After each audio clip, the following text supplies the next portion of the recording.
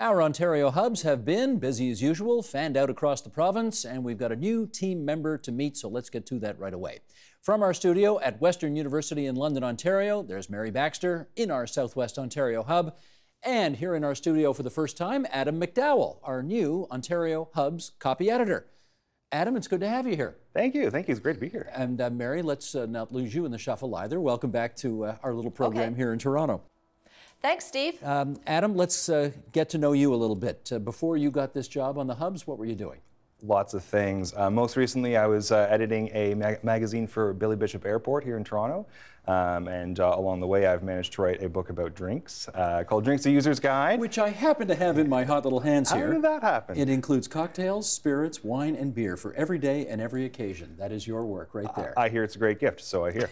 So you hear. But the biggest chunk of my career, I was at the National Post, and I was a reporter and editor, first on local coverage in Toronto, then in arts for a couple of years, and then in national news. Am I allowed to express my intense displeasure right now at the fact that you've come onto this set without bringing 2 martinis? Yeah, I know. It's a really a problem, and next time I'll make sure I'll bring 4 to make up for it. There you go. Thank you. What are you going to be doing for us? Well, my primary responsibility is going to be ensuring that the stories that we publish through the hubs are the best they can be, so a lot of behind-the-scenes work editing. And then as I get the chance, I'm going to be working on stories of my own. Gotcha. So when Mary and John Thompson in Thunder Bay, when they submit things for your perusal, you're the guy who goes through them with a fine-tooth comb. You're the bad cop. Got it. Why did you, I mean, you were doing something else. Why'd you want to come here? Well, as I'm sure a lot of our viewers will know, there's a real crisis in Canadian media. It's very difficult to get quality work done because budgets are shrinking, newsrooms are shrinking. And of course, when I heard about there being an opportunity here with the hubs doing great regional coverage, bringing journalism of a high level back to communities that are losing it, I really jumped at the chance. And it's a very rare thing in Canadian media now to find an opportunity where an outlet is being ambitious and growing, and thanks to the generosity of the Green family and others, we are doing that. Excellent. Good to have you on board. Thank you. Okay, let's talk about new directions in Indigenous education, and to do that, we're going to get Mary Baxter in here from London, Ontario. You've got a piece on the website this week about the Anishinaabe education system, which will be created and will go forward if the House of Commons passes a certain piece of legislation. Tell us first off, Mary, why people want this new particular educational option in place. Well, there's a lot of concerns about Indigenous education in Ontario and across Canada. We're seeing poor graduation rates for students who are on reserve. We're seeing many First Nations students who were attending off reserve accessing fairly poor cultural and language programs within the provincial school system. And then to top everything off, the federal bureaucracy to deliver funds for education is just really complicated, and it makes it really hard to predict funding for schools, both on reserve and for the services that are purchased off reserve. Yeah, one of the criticisms I hear all the time is that basically the province of Ontario, that's been in the business of educating children in the province for 150 years, and the feds aren't responsible for it, and although it is their area of responsibility to educate Indigenous children, they haven't got the experience at doing it. So tell us how Indigenous children in southwestern Ontario would be educated differently. Well, the structure is so very different. As you mentioned, Ontario, you think of the Ontario education system and you think of things like there's a provincial education ministry, there's school boards across the province, and then there's the local schools, and everything kind of flows through that. For First Nations kids, the way that their schools will operate is their communities are responsible for the content delivery of their schools, but not necessarily the funding. So on reserve, they may be able to access cultural programs and language programs and that sort of thing, and the First Nation communities can call the shots on what's being taught. Many of them will align with the Ontario curriculum in terms of what they're teaching, and then enhance them with cultural programming and that sort of thing. But often many communities only operate one part of the school system. Like they might have an elementary school and then acquire spots for students in the provincial school system. So then the students have to travel off reserve. And the challenge with that is the whole cultural and language programming. They don't really have control over that, because actually the federal government or the school boards will invoice the federal government directly, and the First Nation involved doesn't even see the funds. And as we know, money is a really good bargaining chip when you're wanting to do things like improve services, and they just don't even have access to that. Sure. So that's a good description of the kind of behind-the-scenes plumbing of how things are going to work themselves out. At the end of the day, it's all about, of course, getting Indigenous kids a better education. How will any of this change and give us better outcomes on that front? Well, getting better education, it's hoping to improve graduation rates by introducing, with the new AES system, they'll be able to negotiate better with school boards to introduce culturally relevant programming. They'll be able to access the dollars better, because it's going to flow through the system.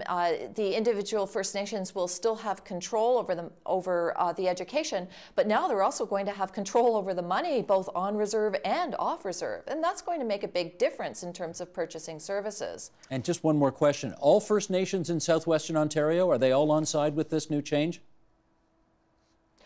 No, in southwestern Ontario, not all of the First Nations here belong to the organization that really worked on the development of the AES system.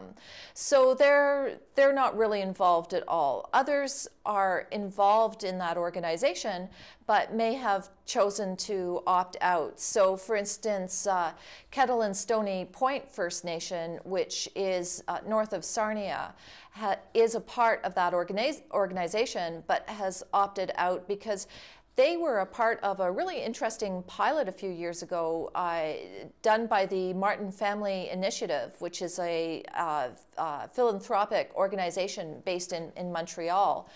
And it focused on improving the literacy rates of younger kids in the school systems by bringing in outside expertise to work with teachers and leadership at the schools that were on reserve. And it had an incredible success rate.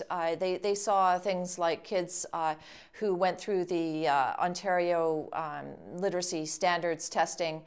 Initially, maybe 13% would have met the standards, and by the time the program was finished, because it's just a 4-year program, 81% of the students were meeting it or exceeding the standards. Just absolutely phenomenal. So Kettle and Stony Point would like to see the return of that program. Understood. Okay, in our remaining moments here, Adam, let me get you back in here and talk about a different Indigenous-related story that is on our website right now. David Tabachnik, a guy who's been on this program before, professor of political science, Nipissing University in North Bay, did an article on the Algonquin land claim. What's the background for this claim? Well, it's a 36,000 square kilometer massive land claim, the biggest one under negotiation in Ontario. This is a negotiation between Ontario, the federal government, and the Algonquins of Ontario that's been going on for a very long time.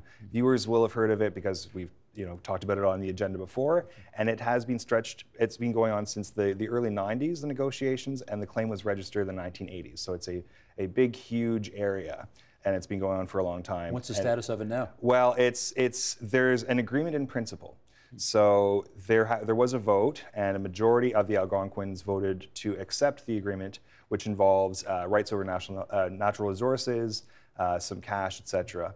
And I guess the problem is that it's complicated. When you have a deal this big involving so many people, there can be people who are dissenting from the majority. Well, one of the things that Professor Tabachnik has sort of zeroed in on is that he finds this an interesting case of collective rights. What's the point he's trying to make there? Well, he's noted that individual rights are enumerated individually in the Constitution. This, you have a right to free speech, etc. Aboriginal rights are collective, and they are laid out in Section 35 of the 1982 Constitution, a very short passage that is sort of vague.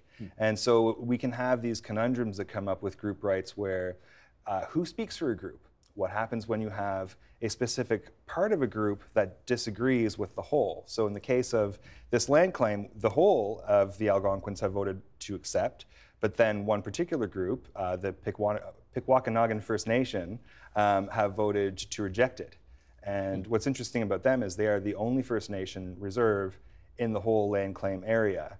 And so, and they are, they're living on the reserve for the most part, and so they're kind of a different demographic from the rest of the group and have different interests. Well, let's add one more complicating element to the whole thing, and that is the notion of who is, in fact, an Algonquin and who decides. There are two big factors complicating that. The first is who is an Algonquin in terms of identity, and the Algonquins who live on Pikwakanagan First Nation have been critical of the registration process because they say, as one person said, it's a triumph of genealogy over common sense. People who have a very tenuous claim, one ancestor within sometimes 2 or 3 generations, can claim Algonquin descent, allegedly. So I'm not going to pretend to understand all the sub-issues there.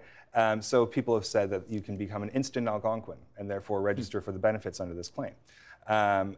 There's a second big complicating factor, which is the fact that there are 3 Algonquin First Nations right over the border in Quebec. And they're saying, wait a minute, how come we don't get to negotiate on behalf of the Algonquins? We're Algonquin, indisputably, and why should we care that there's a provincial boundary in the way that's sort of dividing us from this negotiation process? I think you did say it was complicated. Yeah, it is.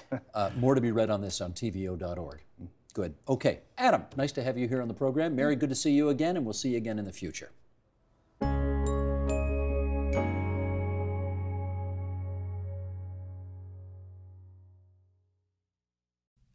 Help TVO create a better world through the power of learning. Visit tvo.org and make a tax-deductible donation today.